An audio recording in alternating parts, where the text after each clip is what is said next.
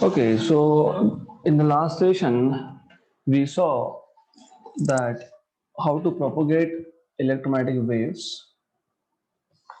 through atmosphere, क्योंकि telecommunication system में हमको वेव्स का प्रोपोगेशन करना होता है from one point to another point, क्योंकि जो भी सिग्नल होगा वो in the form of waves propagate होगा from one point to another point. तो ये जो वेव्स है they are basically propagated through atmosphere of earth. तो अर्थ का एटमॉस्फेयर का थोड़ा इंफॉर्मेशन हमको होना चाहिए। So earth atmosphere is basically made up of layers, troposphere, stratosphere, mesosphere, thermosphere, exosphere, ये सब हमने देखा, राइट। तो propagation of electromagnetic waves can be categorized into different types। मतलब एक तो कौन सी फ्रीक्वेंसी हम लोग ट्रांसमिट कर रहे हैं, वो कितने डिस्टेंस से ट्रांसमिट हो रही है, उसका mode of transmission. Mode of transmission मतलब स्ट्रेट लाइन में ट्रांसमिट हो रहा है, कर्व सरफेस के अलोंग ट्रांसमिट हो रहा है। उस पर हम लोग depending on that we classify, we further divide propagation wave into three types. एक था ground wave propagation. Ground wave propagation हमने लास्ट टाइम देखा था। तो ग्राउंड वेव प्रोपगेशन बेसिकली जब सिग्नल हम लोग ट्रांसमिट करते हैं, सिग्नल मतलब हम लोग रेडियो वेव जब ट्रांसमिट करते हैं from very near the earth surface, earth की सरफेस के बहुत पास से जब ये सिग्नल ट्रांसमिट होता है तो that is called as ground wave propagation. और ग्राउंड वेव प्रोपगेशन में basically the signal is transmitted along the curvature of the earth, right. So when a radio wave from a transmitting antenna propagates near the surface of earth so as to reach receiving antenna, तो ये मैंने बताया है, ये transmitting antenna से receiving antenna पे जा रहा है along the curve very near to the surface of earth, then those that mode of propagation is called as ground wave propagation, right। और हम लोग यहाँ पे very small frequencies less than 2 megahertz का जो फ्रिक्वेंसी होता है, हम लोग उसी फ्रिक्वेंसी को यहाँ पे ट्रांसमिट करते हैं यूजिंग ग्राउंड वेव प्रोपगेशन। तो वेरी स्मॉल फ्रिक्वेंसीज को हम लोग ट्रांसमिट करते हैं यूजिंग ग्राउंड वेव प्रोपगेशन। तो ये लोकल ब्रॉडकास्टिंग के लिए यूज होता है। लोकल ब्रॉडकास्टिंग मतलब विद इन अ सिटी, अगर आपको एक ही शहर के अंदर अगर आपको लोकल रेडियो होगा, लोकल न्यूज चैनल होगा, तो normally using that, using this kind of method propagation is done. दूसरा टाइप हमने देखा था space wave propagation. Space wave propagation इस मोड ऑफ प्रोपगेशन में जो सिग्नल हम लोग ट्रांसमिट करते हैं they always travel along straight line. एक तो डायरेक्टली ट्रांसमीटर से डायरेक्टली रिसीवर पे जाएगा अलोंग स्ट्रेट लाइन, या फिर ट्रांसमीटर से होके ग्राउंड पे जाएगा, ग्राउंड से रिफ्लेक्ट होके रिसीवर पे जाएगा, राइट। या फिर ट्रांसमीटर से ट्रोपोस्फियर पे जाएगा और ट्रोपोस्फियर से रिफ्लेक्ट होकर रिसीवर पे जाएगा। तो that mode of transmission propagation is called as space wave propagation, right. तो जब अभी ट्रोपोस्फियर से रिफ्लेक्ट होके आया तो भी स्पेस वेव प्रोपोगेशन है, लेकिन जब ट्रोपोस्फियर से रिफ्लेक्ट होके आएगा उसको हम लोग बोलते हैं topographic waves। The waves which reach receiver after reflecting from troposphere are called as tropospheric waves। okay, तो अराउंड 30 मेगाहर्ट्ज टू 300 मेगाहर्ट्ज का फ्रीक्वेंसी जो है वो स्पेस वेव प्रोपोगेशन के थ्रू प्रोपोगेट किया जाता है, right. Now space wave propagation में one thing is very important, वो है रेंज। हमको देखना है कि कितना रेंज है इसका। तो will see what is the range of space wave propagation। just a minute, I need to draw some diagram।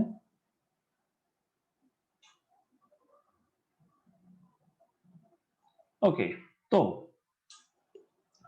let us assume, हम assume कर लेते हैं यहाँ पे कि हमारे पास we have earth। by the way, what is range? range ये होता है, range is a straight line distance from the point of transmission, मतलब जो ट्रांसमिटिंग एंटीना है वहां से स्ट्रेट लाइन डिस्टेंस है। कब तक? जब तक वो सिग्नल, वो वेव अर्थ को हिट नहीं करता। मैं डायग्राम से बताता हूँ. So range is a straight line distance from the point of transmission to the point on earth where the wave will hit while traveling along straight line. मतलब ऐसा है. Let me draw an antenna here. So let's say we have an antenna over here, right? अब यहाँ से एक signal निकला है which is traveling along straight line, something like this.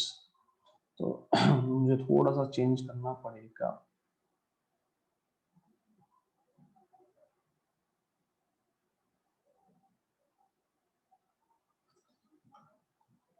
So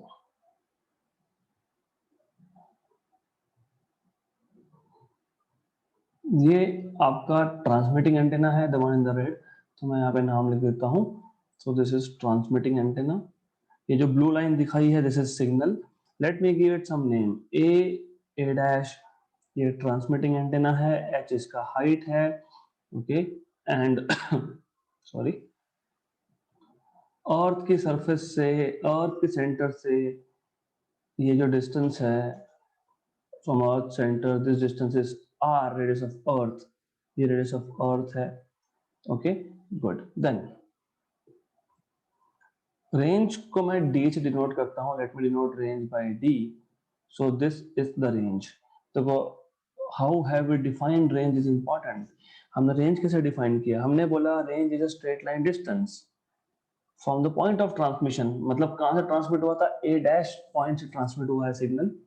तो a dash से सिग्नल निकल के जब तक अर्थ को हिट नहीं करता while traveling along straight line, that is the distance which is range. Range is a straight line distance from the point of transmission to the point of earth where it will hit the earth while traveling along straight line. मतलब ये a dash से b ये distance है आपका range, okay. And of course this distance is also radius of earth. ये भी r है, ये भी r है, राइट. तो पहले हम रेंज निकाल लेंगे, हम लोग डी निकाल लेंगे. तो बहुत सिंपल है. So just for your understanding मैं रेंज का डेफिनेशन लिख देता हूँ यहाँ पे. So how do we define range? Just a minute.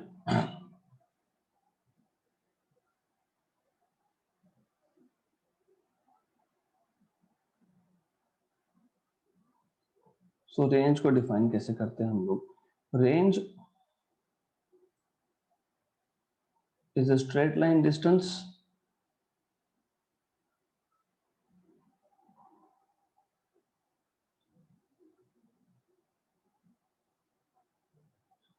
from the point of transmission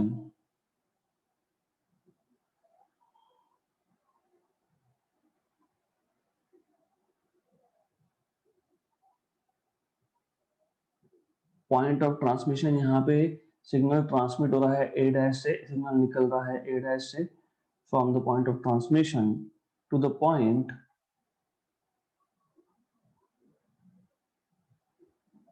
on earth, मतलब B, where the wave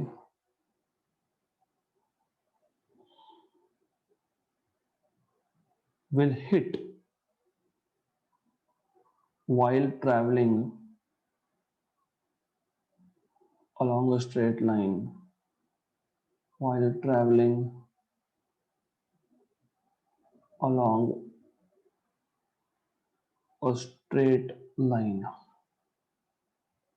right. तो रेंज ये डी से शो किया है मैंने. Well by the way of course ये नोट्स में include कर दिया जाएगा, so don't have to worry about it. Now from triangle if you see, अगर मैं इस लाइन को एक्सटेंड कर देता हूँ यहाँ पे, let me extend this line. तो यहाँ से यहाँ तक मैं अगर एक्सटेंड कर देता हूँ इस लाइन को, तो ये राइट एंगल ट्राइंगल बन जाएगा. Let me call this point as O.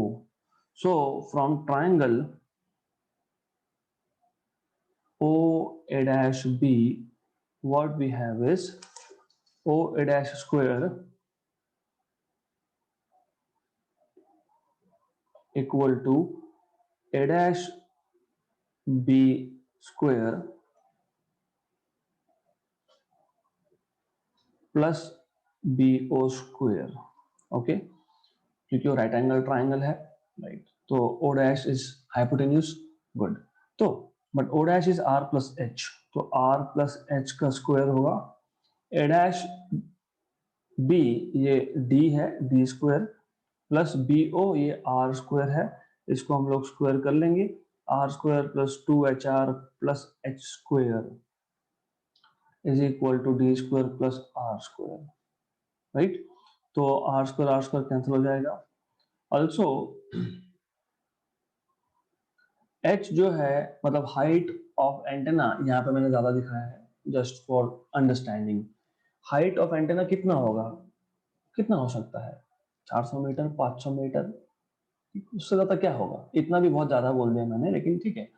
तो height is very very very small compare to radius of earth, इसलिए जो एच स्क्वायर है इसको हम लोग निग्लेक्ट कर सकते हैं। H square can be neglected.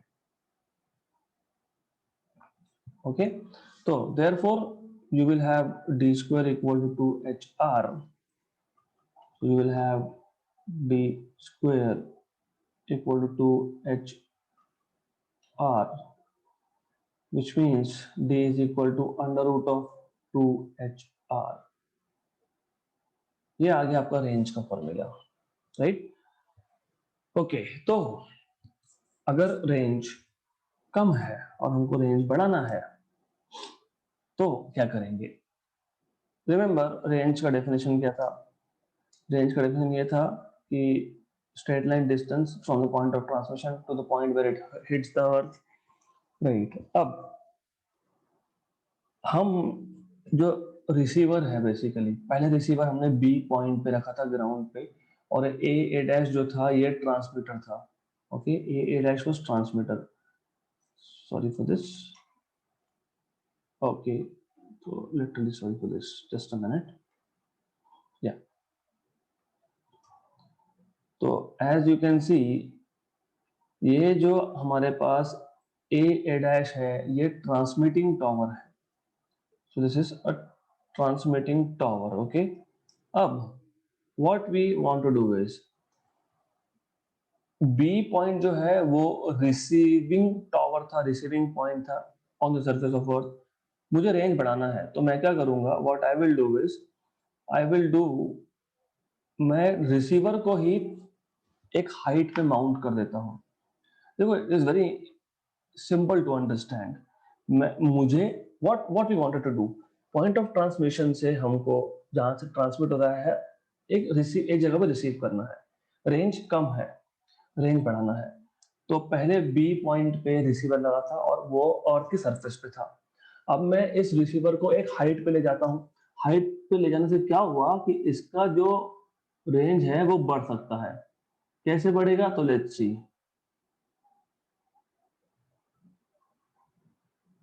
Alright, तो मान लेते हैं कि हमको सिग्नल को रिसीव करना है,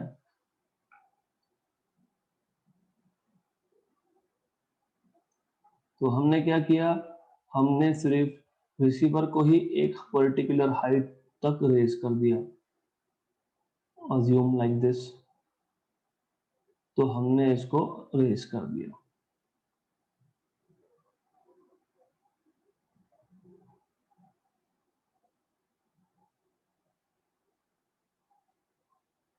Okay, I'll draw it again, so no issues.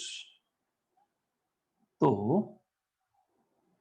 we have just raised the receiver itself, receiver को ही ग्राउंड से ऊपर उठा लिया, और रिसीवर का जो हाइट है मैं मान लेता हूँ h डैश है। ओके, तो और ऑफ कोर्स ये अर्थ का रेडियस होगा, वापस से this is earth radius, then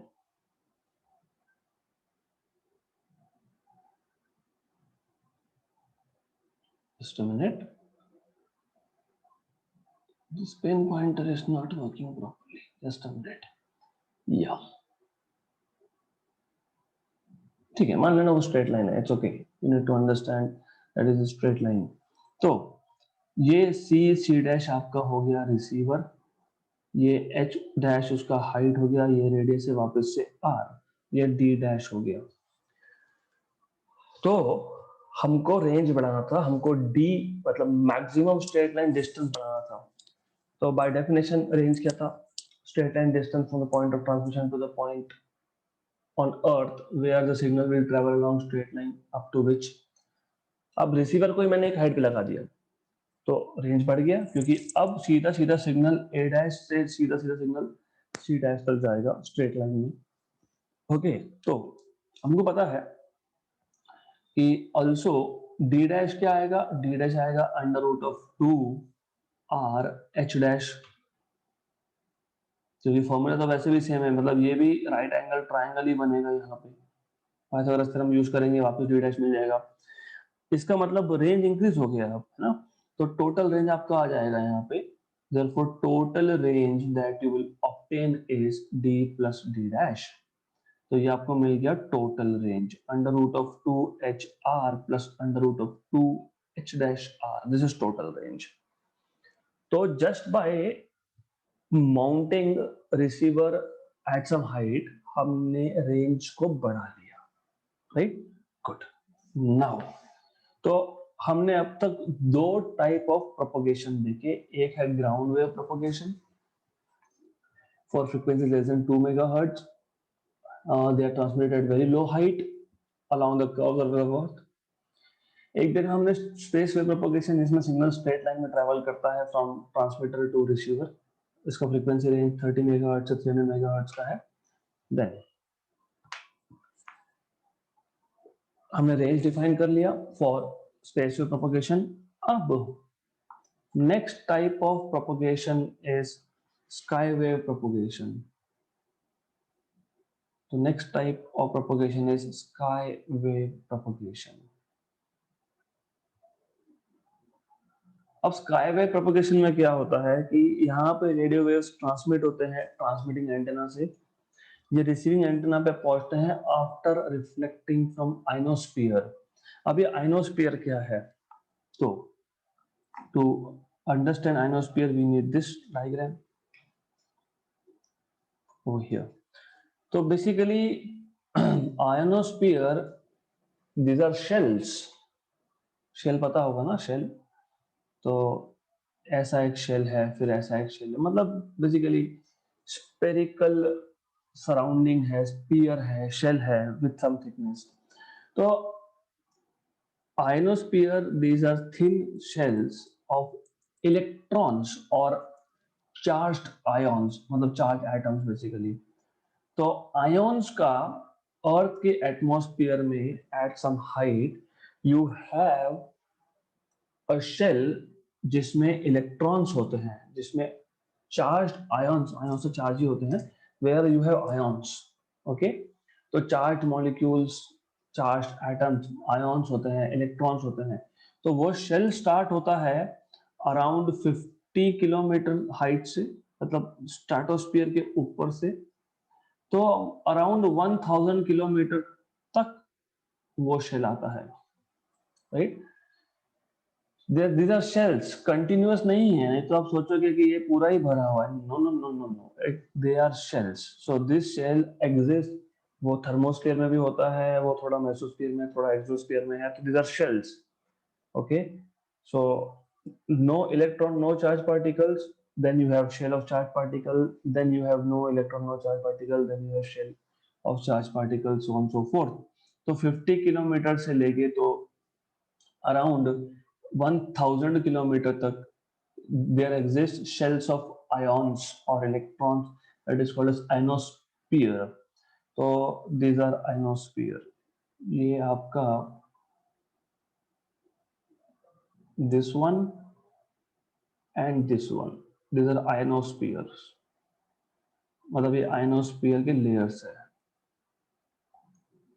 नाम ही आयन है, मतलब समझ लो चार्ज पार्टिकल्स है। अब जब सिग्नल, मैं मान लेता हूं कि यहाँ पे हमने अर्थ पे एक ट्रांसमीटर ले लिया, ये ट्रांसमीटर है, और मैं मान लेता हूं कि यहाँ पे रिसीवर है।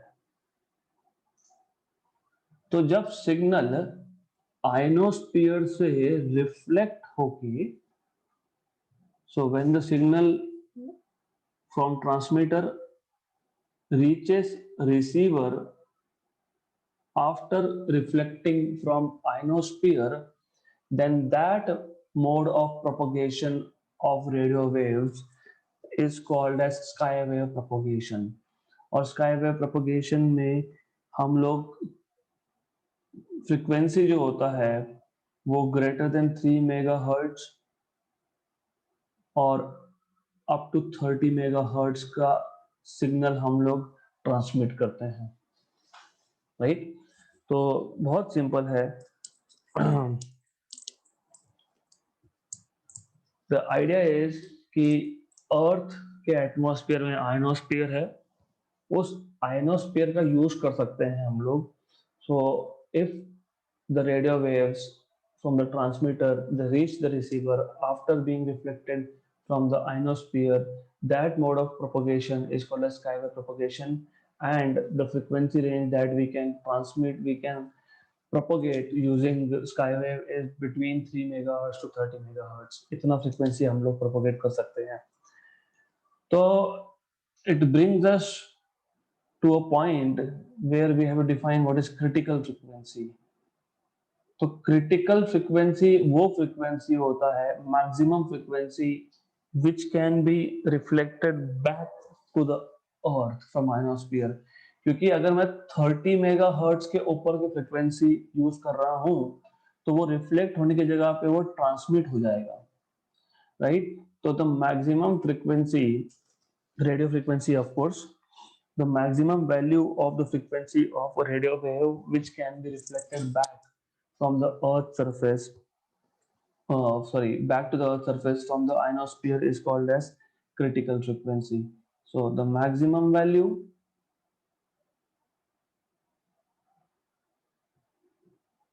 of the frequency of radio wave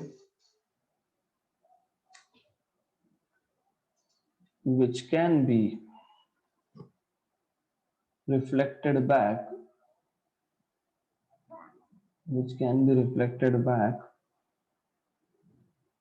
to the earth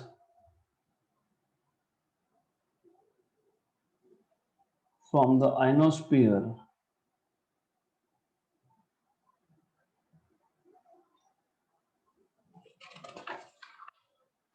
when the waves are directed normally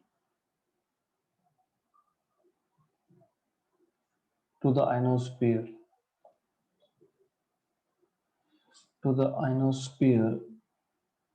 is called as critical frequency.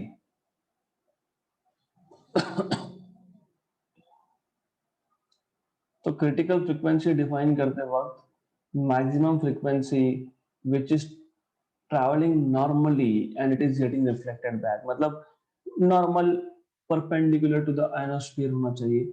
The maximum value of the frequency which gets reflected back from the ionosphere when the wave is traveling normal to ionosphere, that is critical frequency. Okay, तो ये 3 mode of propagation है, these are 3 mode of wave propagation, right? Now अब हमको पता तो लग गया कि हम लोग कैसे कैसे वेव को प्रोपोगेट कर सकते हैं, लेकिन प्रोपोगेशन के लिए एक सिस्टम लगता है. सिस्टम मतलब उसमें अलग अलग डिवाइसेस लगते हैं. जैसे अभी हमको पता है कि हम ट्रांसमीटर से हम रिसीवर पे सिग्नल भेजना है हमको, राइट? करेक्ट. तो देयर आर मेनी मेथड्स. ये तो जो हमने sky wave propagation, space wave propagation या फिर ग्राउंड वेव प्रोपोगेशन देखा, ये तो हम प्रोपोगेट करते हैं using what you can say is wireless communication, है ना? ये वायरलेस कम्युनिकेशन है, बट वायर्ड कम्युनिकेशन भी होता है. ओके, तो कम्युनिकेशन सिस्टम मतलब क्या, वो हम अभी देखेंगे. तो just to tell you, communication system मतलब सिग्नल ट्रांसमिट होगा, सिग्नल रिसीव होगा और बीच में चैनल होगा. चैनल मतलब यही जो मैं बोल रहा हूँ कि वायरलेस ट्रांसमिट कर रहे हो कि वायर के थ्रू ट्रांसमिट कर रहे हो, केबल्स के थ्रू ट्रांसमिट कर रहे हो, that is channel of propagation. तो चैनल का मतलब बहुत सिंपल है, ट्रांसमीटर से रिसीवर तक सिग्नल जाने में आपने क्या यूज किया, वायरलेस यूज किया कि केबल यूज किया, तो उसको बोलते हैं चैनल। तो ट्रांसमीटर, चैनल और रिसीवर मिलके बनता है कम्युनिकेशन सिस्टम। तो let us see what is communication system. तो बेसिकली कम्युनिकेशन का मतलब एक्सचेंज ऑफ इंफॉर्मेशन होती है। जैसे I am speaking and you are sitting at your home, you are listening to me, मतलब सोर्स ऑफ इंफॉर्मेशन मैं हूं। तो communication is exchange of information, I am the source of information, मैं information pass कर रहा हूँ, वो आप तक पहुंच रहा है via some communication system, via some channel, वो वायर्ड चैनल हो या वायरलेस चैनल हो, that is a different thing. So introduction to communication system. Without going much into detail of unnecessary things, I'll directly talk about elements of a communication system.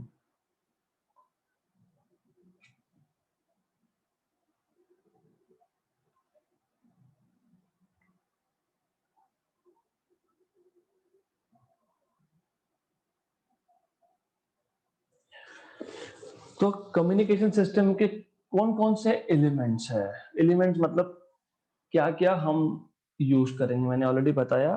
तो transmitter, channel and receiver, these are the three components or elements of communication system. So what I'll do is मैं एक box draw कर लेता हूँ यहाँ पे।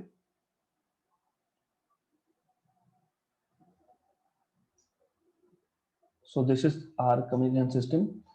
Communication system में हमारे पास, जैसे मैंने आपको बताया, we have a transmitter,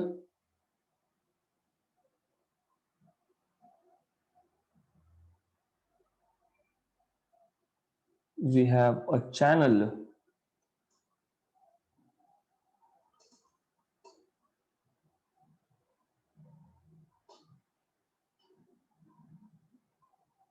okay, so I don't want to waste time,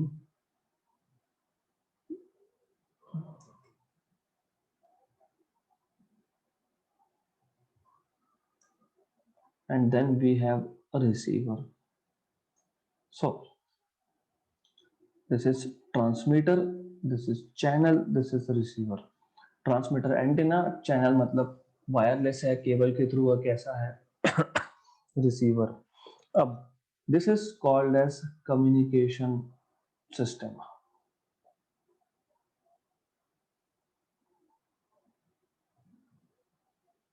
okay, now of course जब हम एक पॉइंट से दूसरे पॉइंट पे सिग्नल भेज रहे हैं, सिग्नल मतलब इंफॉर्मेशन भेज रहे हैं, राइट। जैसे मैं क्लास में पढ़ा रहा हूँ, है ना, तो my voice is a signal for you, है ना।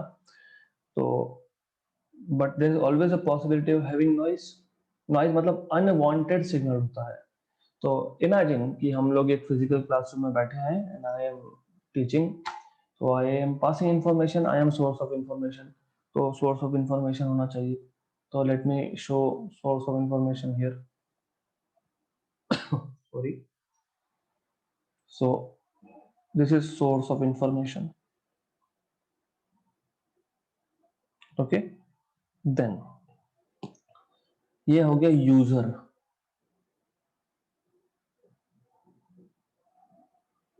यूजर मतलब जिस तक मुझे इंफॉर्मेशन पहुंचाना है वो, ओके। सो सिंपल है।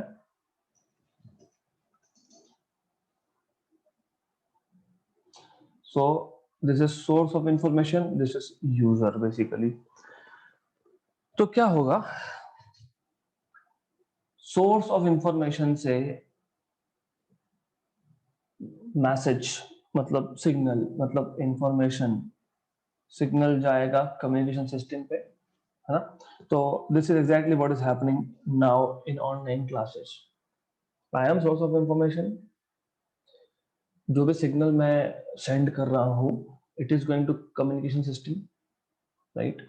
ट्रांसमीटर, ट्रांसमीटर पे सिग्नल पहुंचेगा, ट्रांसमीटर से सिग्नल चैनल के थ्रू रिसीवर के पास जाएगा, रिसीवर से सिग्नल यूजर के पास जाएगा, मतलब आप तक पहुंचेगा। It means that, okay. So from source to transmitter through channel to receiver and then receiver to you user, always ऐसा होता है। sometimes there is noise, noise मतलब unwanted signal होता है, राइट। तो अनवांटेड सिग्नल, अगर मैं फिजिकल क्लासरूम की बात करूं, if I talk about physical classroom, जब एक टीचर पढ़ा रहा है तो टीचर का जो वॉइस है, जो साउंड है, वो सिग्नल होता है, और जो बच्चे बीच बीच में बोल देते हैं वो नॉइज होता है। Just to tell you on lighter note, so don't take it very otherwise of course.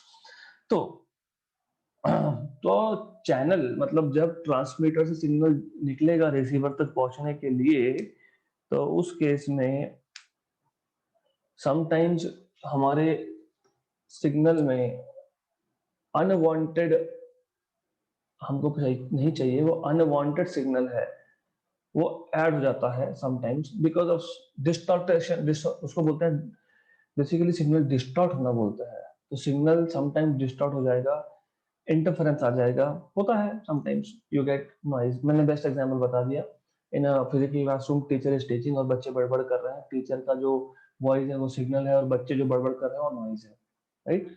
So S here stands for source of information,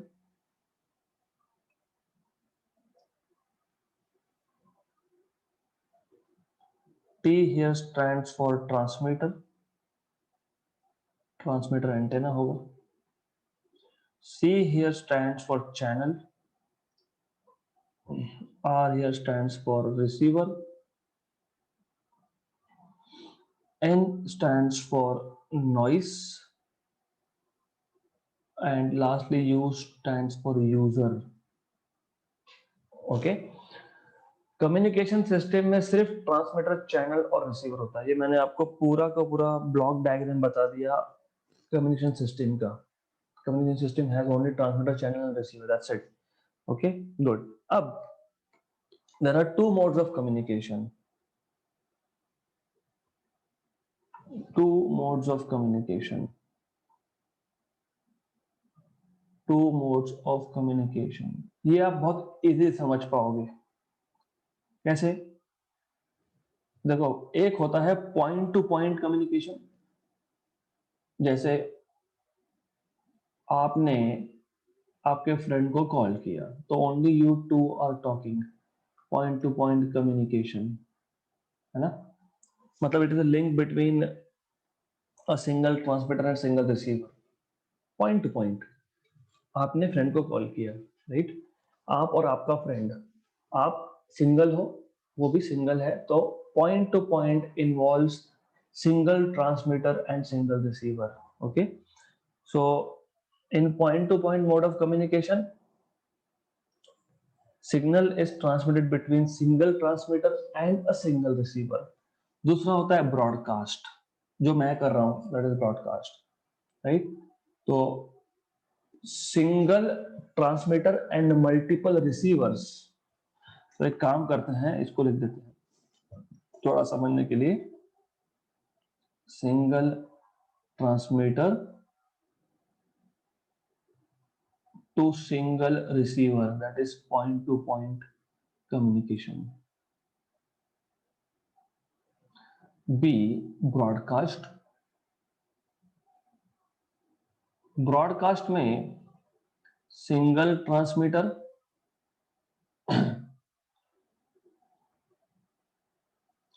and multiple receivers, just like I am doing now, okay, single transmitter and you all are multiple receivers। और या फिर आप WhatsApp में देखते हो, जब आपने आपके फ्रेंड को पर्सनल मैसेज किया, तो that is point to point. अगर आपने ब्रॉडकास्ट किया, जैसे I do broadcasting for you, जैसे कल मैंने आपको बताया कि I am not going to take a live class, so मेरे मेरे पास वो ब्रॉडकास्ट लिस्ट है, तो मैं ब्रॉडकास्ट मतलब सिंगल ट्रांसमीटर से मल्टीपल आप सबको सिग्नल रिसीव होता है, that is broadcasting. Okay, now for today it is sufficient, we'll stop here for today. Next session में मैं some basic definitions, common terms जो हमको यूज करते हैं हम लोग कम्युनिकेशन सिस्टम में, जैसे सिग्नल क्या है, transmitter, what is transducer, what is receiver, what is attenuation, what is amplification, range modulation, ये सब हम लोग नेक्स्ट सेशन में देखेंगे, समझेंगे, and then we will be solving numericals, and next session is going to be the last session of 11th. हमारा syllabus खत्म हो जाएगा, so next session will be little prolonged, थोड़ा सा बड़ा होगा क्योंकि स्लाइड थ्योरी बाकी है. उसके बाद हमको कुछ एग्जाम्पल सॉल्व करने हैं, so it will be a little big matlab little lengthier in time. Okay, so we'll stop here for today.